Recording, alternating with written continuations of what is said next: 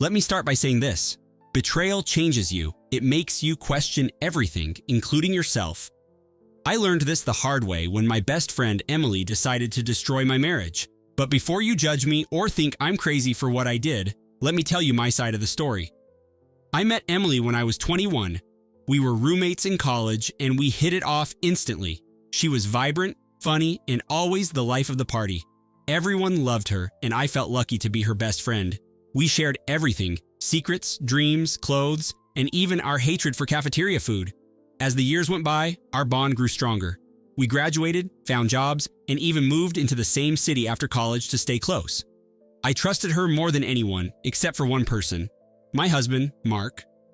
Mark and I started dating in college, and by the time we were 25, we got married. I thought I had it all: a loving husband and a best friend who was like a sister. Life felt perfect. But little did I know, Emily was harboring jealousy, and my perfect world was about to crumble. It all started about 2 years into my marriage.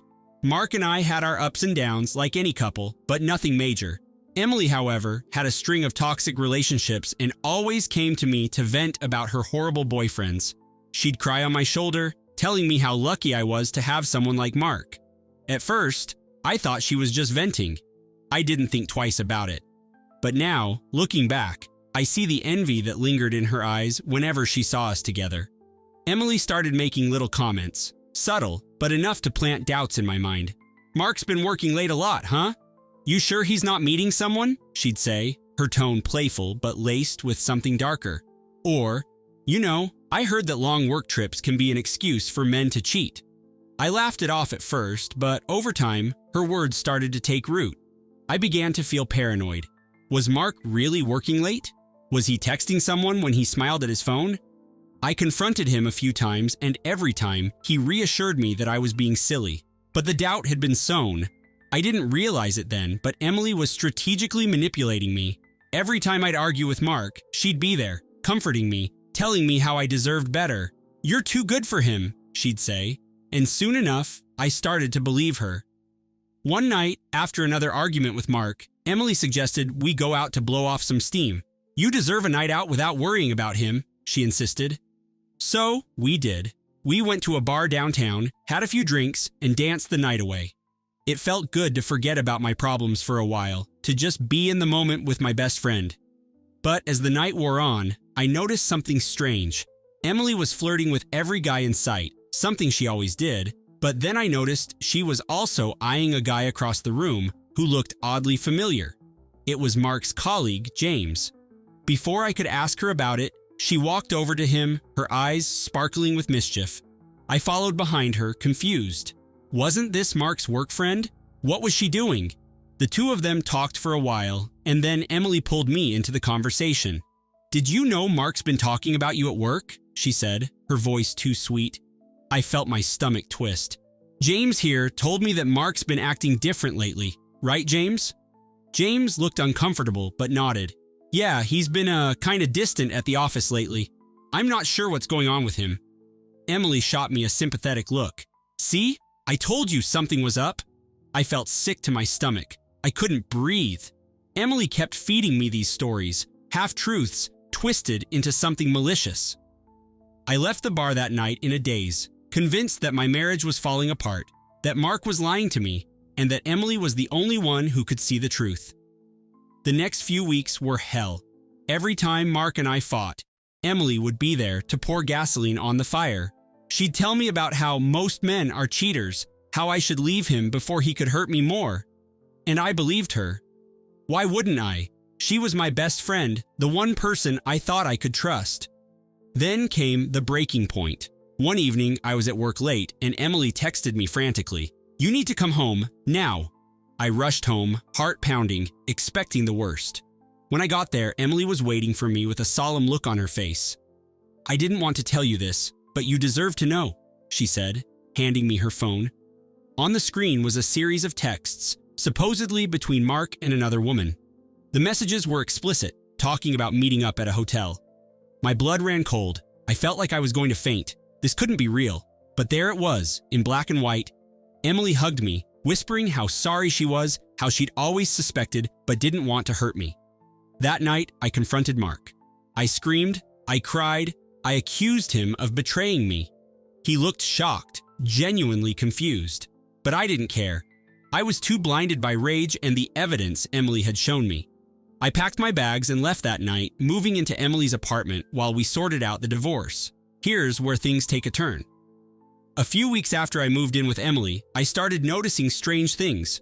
She was always on her phone, laughing at messages she wouldn't show me. She was going out late, but wouldn't tell me where. And then one night, I overheard her talking on the phone. "Yeah, she's almost out of the picture," she whispered. "I'll be there soon, don't worry." My stomach dropped. What the hell was she talking about? Curiosity got the better of me, and when she was in the shower, I snooped through her phone. What I found made my blood boil. There were messages between Emily and Mark's colleague, James, discussing their plan to break up my marriage. But the most gut-wrenching part? Emily had faked the text between Mark and the other woman. She used a fake number app to make it look like Mark was cheating. I felt like my world was spinning. Emily, my best friend, had orchestrated everything. She was jealous of my marriage, jealous of my life, and she wanted to ruin it so she could have me all to herself. And the worst part? I had fallen for it. I had turned against my husband, the man I loved, because of her lies. I didn't confront Emily right away. Instead, I started planning. If she wanted to play dirty, I could too. First, I contacted Mark. We met up at a cafe and I told him everything. At first, he didn't believe me. Why would he? I had accused him of cheating and left him, but when I showed him the messages on Emily's phone, he was furious. We spent hours talking, piecing together all the ways Emily had manipulated us.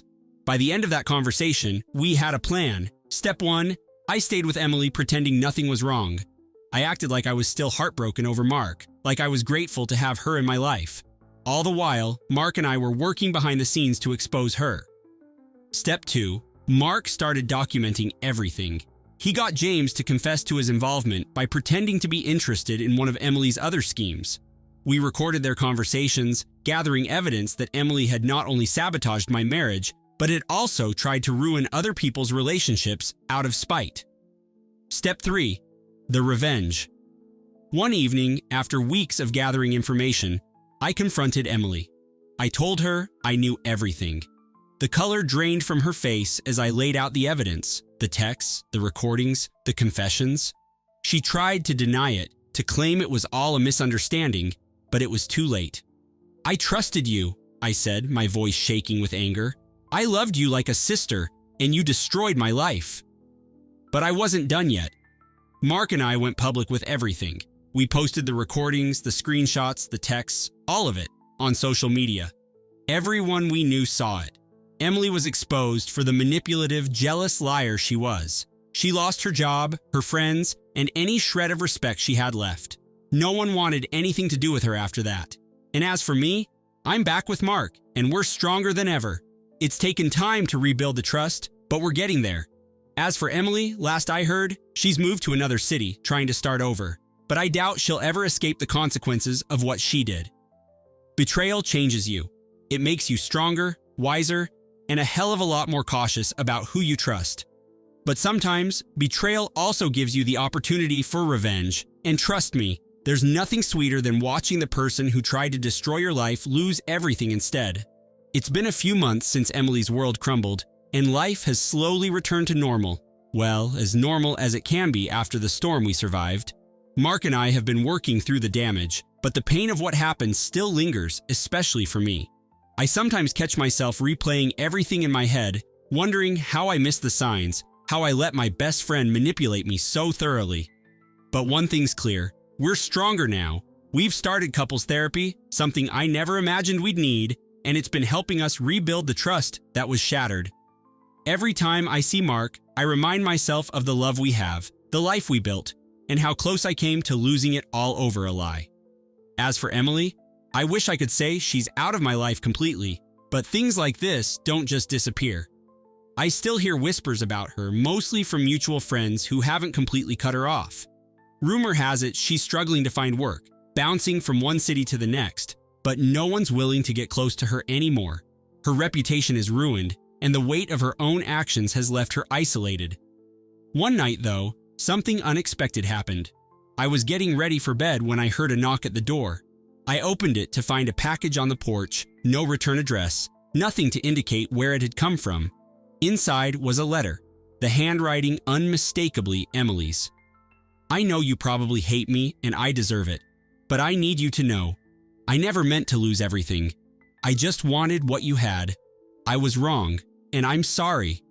I stared at the letter, torn between anger and pity. Part of me wanted to crumple it up and throw it away, but another part, some tiny broken part, felt the weight of her loneliness.